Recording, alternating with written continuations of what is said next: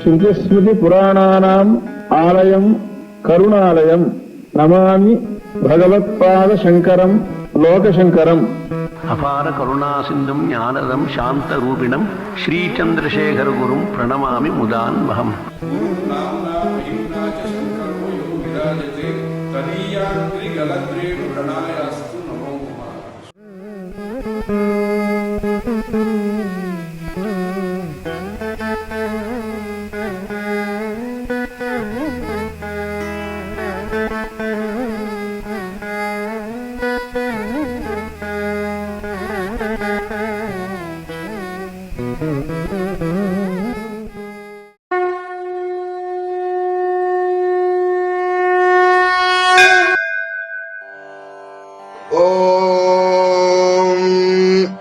श्री गुरुभ्यो नमः।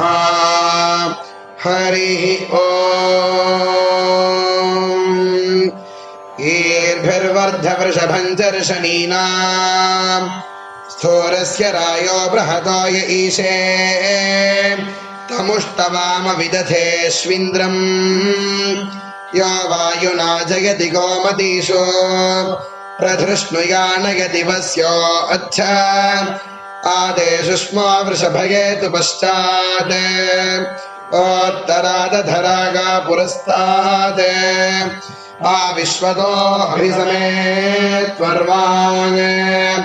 इन्द्रद्युम्नगो सुवर्वर्धे ह्यस्मे आदेवो यातु सविता सुरत्नः अन्तरिक्षप्रावहमानो अश्वैः हस्ते दधानो नर्या पुरोणि निवेशयन् च प्रसुवन् च भूम अभिवृतं कृशनैर्विश्वरूपम् हिरण्यशम्यीयशतो बृहन्तम् आस्थाद्रसगो सविता चित्रभानुः कृष्णारजागोऽसितविशीन्दधानः सखानो देवः सविता सवाय आसाविशद्वसुपतिर्वसूनि विश्रयमाना अमतिमुरोचीम् मर्तभोजनमधरासतेन विजनान्त्यावाश्रितिपादो अख्यन् रथको हिरण्यप्रउकम् वहन्तः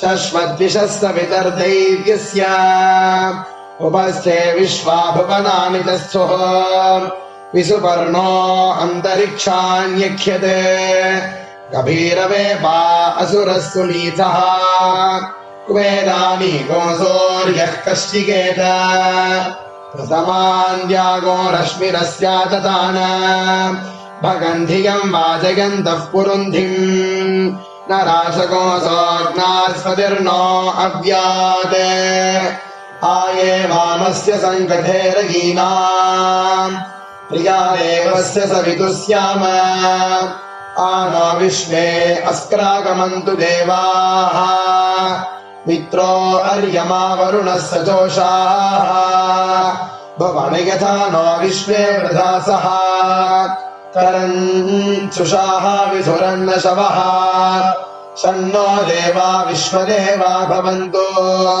शगो सरस्वती सह धीभिरस्तु। ॐ